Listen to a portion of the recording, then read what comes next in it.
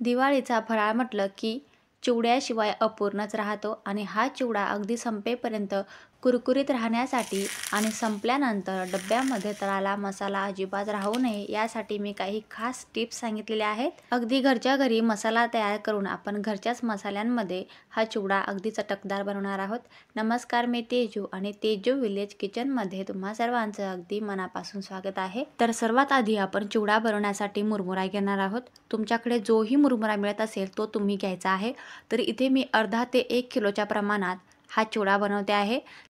आता हा मुरमुरा स्वच्छ चाळणीने चाळून घ्यायचा आहे, जेणेकरून त्यामधील धूळ असेल, थोडेफार मातीचे कण असतील ते पूर्णपणे चाळले जातील.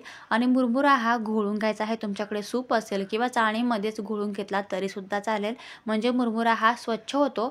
आणि निवडून घ्यायचा आहे. त्यामध्ये थोडेफार जे काळे कण असतील, काळे मुरमुरे असतील ते सुद्धा निवडून घ्यायचे आहे. आता गावाकडे हे असं एक माप असतं. ह्या मापाने आपण 2 माप इथे मुरमुरे घ्यायचे आहेत. म्हणजे या मापाला शेर असं देखील म्हणतात. तुमच्याकडे हे माप वापरलं जातं की नाही मला कमेंट करून नक्की सांगा. तर अशा पद्धतीने 2 माप इथे आपण मुरमुऱ्यांचे घेतलेले आहेत आणि ह्या 2 मापाने आपण चिवडा बनवणार आहोत. वजनी म्हणाल तर इथे अर्धा किलो मुरमुरा आहे. आणि जर तुम्हाला 1 किलोचा मुरमुरा बनवायचा असेल तर जेवढेही आपण साहित्य घेऊ ना त्याच्या डबल क्वांटिटीमध्ये तुम्हाला मुरमुरा आणि बाकीचे जेही साहित्य असेल ते घ्यायचं आहे. आता कोणतीही वाटी सिलेक्ट करून घ्यायचं आहे आणि त्याच वाटीच्या मापाने 1 वाटीभर आपण तेल गरम करत ठेवायचं आहे. तेल मस्त असं कडकडीत गरम करायचं आहे आणि कडकडीत तेलामध्ये आपण अर्धी वाटी मका पोहे अशा पद्धतीने तळून घ्यायचे आहेत. आणि तेल जास्त घेऊ नका बरं का, कारण जेवढेही आपण तळणीचे पदार्थ या तेलामध्ये तळू ना त्यामुळे तेलाचा रंग अतिशय डार्क होतो. आणि हे तळणीचं तेल आपण परत भाजीमध्ये किंवा दुसऱ्या रेसिपीमध्ये वापरला ते आपल्या शरीरासाठी घातकसुद्धा असू शकतं. त्यामुळे अगदी नेमकंच तेल घ्यायचं आहे. तुम्हाला जर चिवड्यामध्ये मका पोहे जास्त आवडत असेल ना तर मका पोहेंची क्वांटिटी थोडी वाढवली तरीसुद्धा चालेल. आता पूर्ण मका पोहे व्यवस्थित तळले गेले की यामध्ये टाकूया अर्धी वाटी शेंगदाणे. काही शेंगदाणे मी अख्खे घेतले आहेत आणि काही शेंगदाणे भाजून आणि त्याच्या साली काढून फोडी करून घेतल्या आहे. तर अशा पद्धतीने आपण फोडी करून शेंगदाणे घेतले ना तर मसाला छान प्रकारे या शेंगदाण्यांना चिटकतो.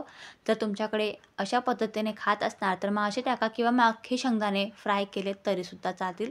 आता अगदी हलकासा रंग शेंगदाण्याचा सुद्धा करून घ्यायचा आहे आणि लगेच तेलातून बाहेर काढायचा आहे. आता यामध्येच टाकूया अर्धी वाटी डाळवे. तर डाळवे जास्त तळण्याची गरज नाही, कारण ते अगोदरच व्यवस्थित खमंग असे भाजलेले असतात. तर अगदी 1 मिनिटापर्यंत आपण गॅसच्या मीडियम फ्लेमवर डाळवेसुद्धा छान अगदी हलकासा सोनेरी रंग येईपर्यंत तळून घ्यायचा आहे आणि डाळवेसुद्धा काढून घ्यायचे आहेत.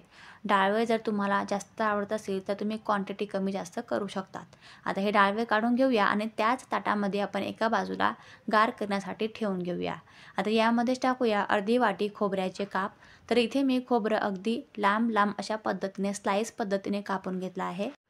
खोबऱ्याचा रंगसुद्धा खूप जास्त डार्क करू नका. अगदी सोनेरी रंग आला की खोबरं काढून घ्यायचं आहे. खोबरं चिवड्यामध्ये अतिशय टेस्टी लागतं.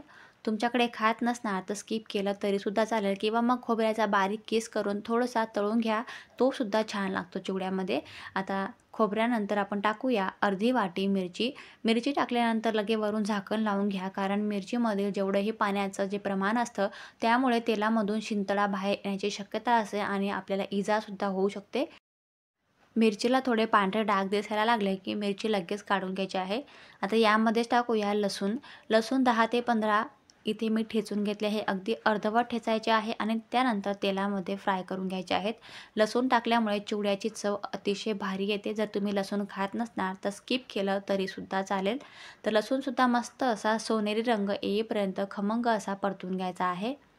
आता हे सगळे फ्लेवर जे आहेत ना या तेलामध्ये उतरतात आणि हे तेल आपण सगळं व्यवस्थित फ्राय झाल्यानंतर हेच तेल आपण चिवड्यासाठी वापरणार आहे. त्यामुळेच मी तुम्हाला सांगितलं होतं की तेल अगदी नेमकंच घ्यायचं आहे. आता हा लसूण काढूया आणि त्याच ताटामध्ये गार होण्यासाठी ठेवूया. आता यामध्ये टाकूया अर्धी वाटी कढीपत्ता. कढीपत्ता स्वच्छ धुवून वाळवून घ्या आणि त्यानंतर अशा पद्धतीने आपण अगदी खमंग कुरकुरीत होईपर्यंत फ्राय करून घ्यायचा आहे. तुम्ही या ठिकाणी बारीक चिरलेली कोथिंबीरसुद्धा अशा पद्धतीने खमंग कुरकुरीत तळून घेऊ शकता.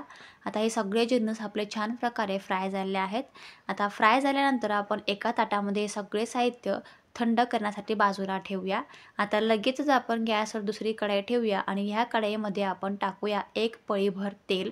जे तेल आपण तळणीसाठी वापरलं होतं ना, तेच तेल घ्यायचं आहे। तेलामध्ये टाकूया अर्धा चम्मच मोहरी।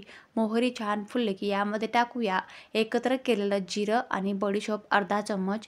यामध्येच टाकूया अगदी पाव चम्मच हिंग। हिंगचा तडका तुम्ही नक्की द्या, अगदी छान चव येते चिवड्याला। आता यामध्येच टाकूया अर्धा चम्मच हळद, अर्धा चम्मच लाल तिखट। लाल तिखट तुम्ही कमी जास्त सुद्धा करू शकतात। 1 चम्मच धनेपूड, अर्धा चम्मच टाका आमचूर पावडर। आमचूर पावडर नसेल तर मग तुम्ही चाट मसाला टाकला तरीसुद्धा चालेल। चाट मसाला नसेल तर अगदी थोडंसं लिंबू सत्व जो असतं ना, ते ठेचून घ्यायचं आहे, ते टाकलात तरीसुद्धा चालेल। आता हा सगळा मसाला आपण छान अशा पद्धतीने फ्राय करून घ्यायचा आहे। आता हाच झाला आपला घरगुती चिवडा मसाला। बाहेरून चिवडा मसाला आणण्याची अजिबात गरज नाही। आता हा मसाला खमंग व्यवस्थित परतला ना की यामध्ये टाकूया मुरमुरा। तर इथे आपण अर्धा किलो मुरमुऱ्यामध्ये 3 बॅचेस करून घेतले आहे। अगदी सारखे 3 वाटे पाडून घेतलेले आहेत आणि ह्या वाट्यामधील 1 वाटा आपण या कढईमध्ये अशा पद्धतीने मसाला तयार करून मुरमुरा छान प्रकारे खमंग असा परतून घ्यायचा आहे। कारण लहान कढई असल्यामुळे इथे मी मुरमुऱ्याच्या 3 बॅचेस केलेल्या आहेत। जर तुमच्याकडे मोठी कढई असेल ना, तर तुम्ही 1 किंवा 2 बॅचेसमध्ये चिवडा पूर्ण मसाल्यामध्ये व्यवस्थित फ्राय करू शकतात।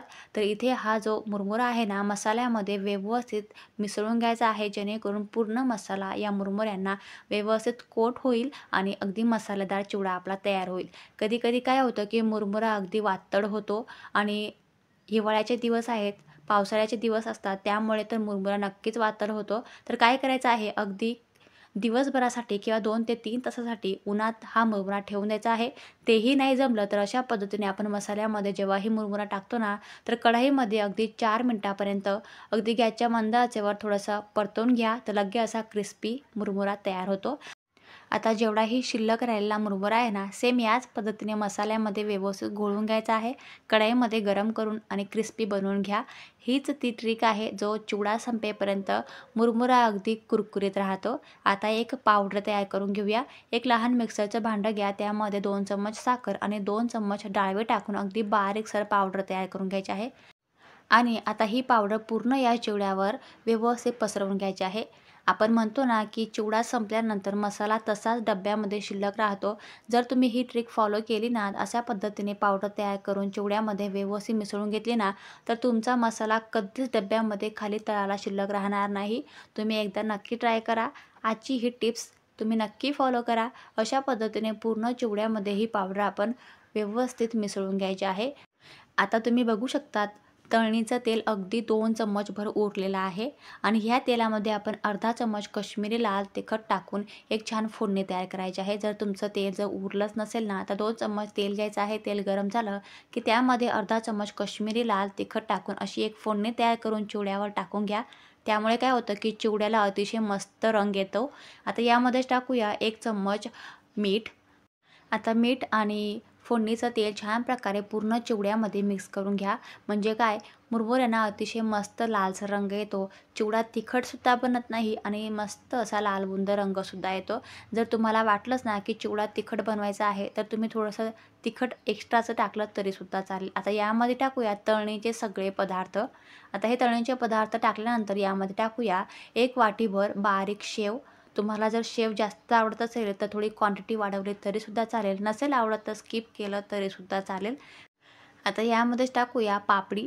पापडीसुद्धा तुम्हाला आवडत असेल तर एक्स्ट्राची टाका, नाही टाकली स्किप केली तरीसुद्धा चालेल। आता हे सगळे साहित्य आपण या मुरमुऱ्यांमध्ये व्यवस्थित मिक्स करायचं आहे, एकजीव करून घ्यायचा आहे, म्हणजे लगेच आपला चिवडा तयार होतो। आता हा क्रिस्पी कुरमुरीत चिवडा अगदी संपेपर्यंत तसाच कुरकुरीत राहतो। तर आजच्या ह्या टिप्ससह आपला चिवडा तयार झाला आहे।